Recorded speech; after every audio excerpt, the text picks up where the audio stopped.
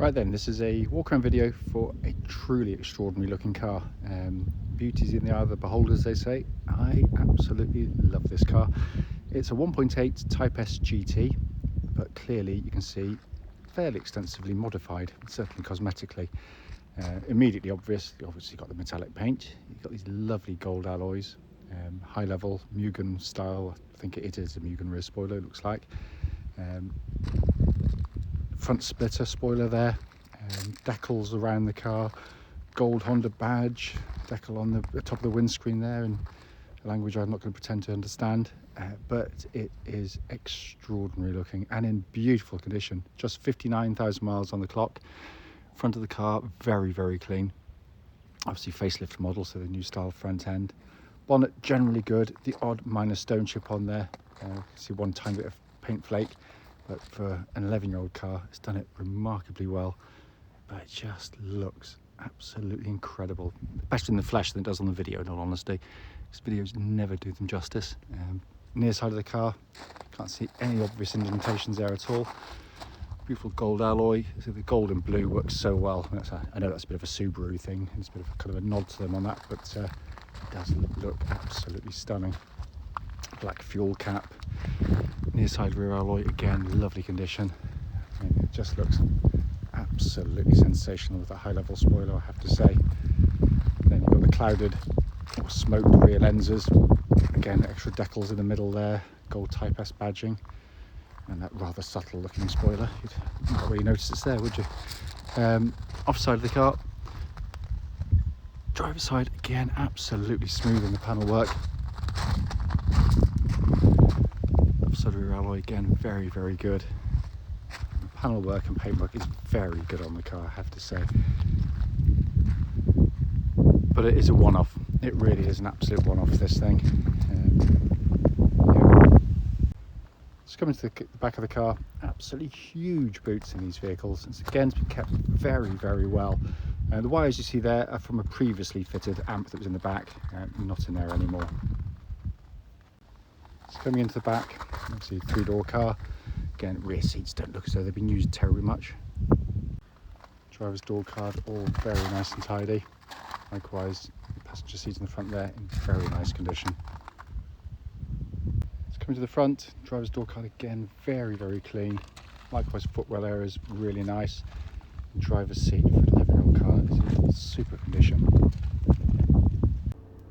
So finally inside the car, what a lovely interior these are. You can see there, it's been fitted with a Pioneer. It's an upgrade system quite clearly. It looks fantastic there. Again, upgraded gear knob. And then this absolutely stunning dashboard design. It looks absolutely sensational. Hopefully you can see in there, 59,540 miles. The only warning light on is for low fuel. There are no other warning lights on the car. Finally, just to show you, owner's manual, pack and lock and wheel nut key, all here and present with the car. Right then, this is a quick road test video and one I've really been looking forward to doing. This, as you know from the walk around video, is a quite exceptional vehicle. Type S GT. The car is registered, by the way, PK61UXY, a mileage of just 59,532 recorded.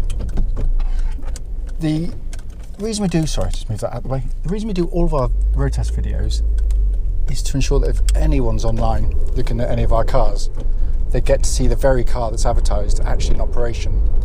The reason we feel it's important is simply because, like so many people, we've been to see cars which have looked absolutely fine in photographs and description, but only to get there and find out there's an obvious fault that shows up whilst driving the car. So hence that's why we do it. Also done on these very quiet country roads. It's absolutely lovely part of Gloucestershire, and this actually forms part of the road test route we take our customers on, so we hope it will then be representative of what you'd feel yourself should you be offered a test drive in the car. So coming to the car, we don't buy many of this vintage in all honesty, but this one had to be bought, and as I say in the walk around video, it is not going to be for everybody,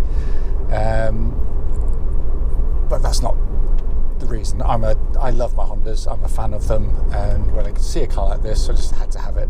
Simple as that. And there's plenty of people who share my enthusiasm But to go through the usual things, engine starts, push button start instantly, settles to a smooth, even idle. There are no warning lights on the dashboard at all relating to the engine or any other part of the car, and temperature gauge is running as a third, which is exactly where it's meant to be on a Honda vehicle. These engines are fantastic, absolutely fantastic. They are incredibly strong and durable. They're also, just so keen.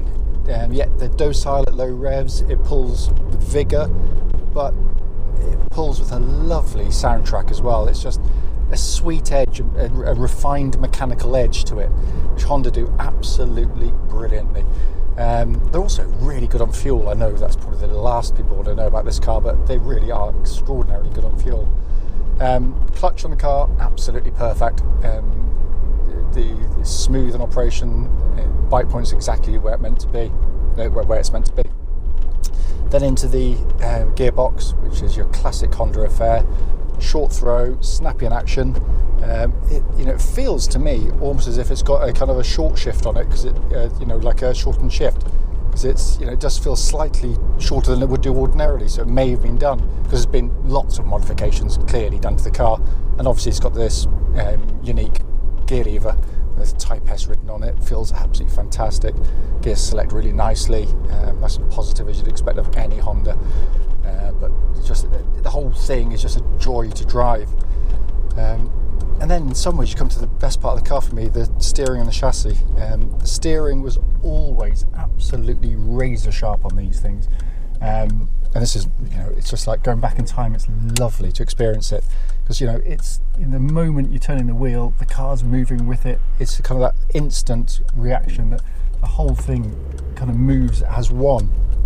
And it just adds to kind of the whole dynamic of the car. The whole thing just kind of feels alive when you're driving it, and the steering feels so positive and quick. It's really, really lovely. And the car corners flat with it. As soon as you're changing direction, the car's keen to go with it.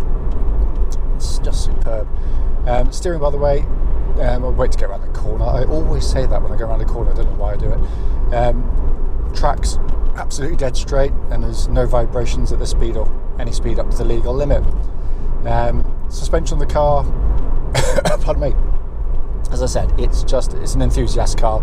The ride's actually really good. It's only sharp bridges that tend to catch it out, like this one up there. So it's not hard, it's not unpleasant, but it's firm.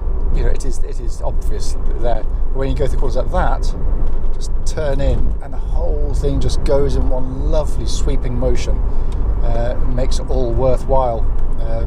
Really is fantastic. I'm just going to give the brakes a good shove, just go around the corner, make sure no one's directly behind me, and hold on to my keys and various other things, but just give them a good shove.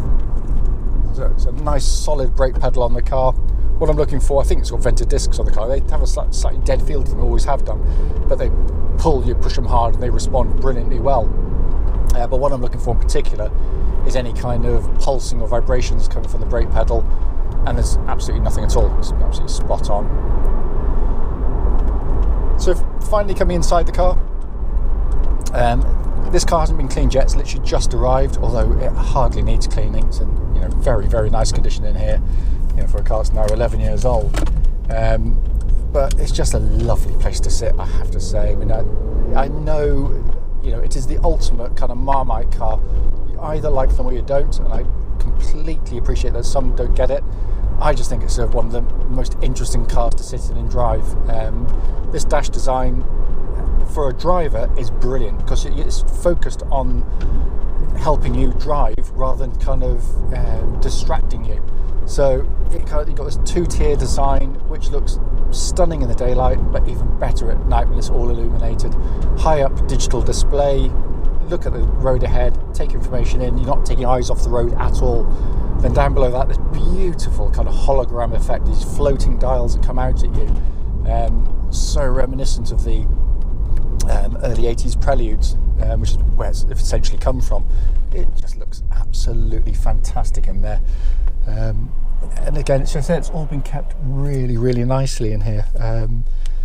I've been so keen to get this car in to do this, and it just hasn't disappointed in any way. I mean, you know, if I was being critical, and I am, the whole point of these videos is to pick up on anything. You know, you've got a little bit, because it's got the big Mugen spoiler on the back, and even the Mugens did, you'd get a little bit of a creak from the rear tailgate over sort of harsher roads, but most of the time you hardly hear it at all. But as I said, I am being ridiculously critical on the car, but the rest of it is just joyful, absolutely joyful. As always, if you've got any questions about the car, don't hesitate, do give us a call.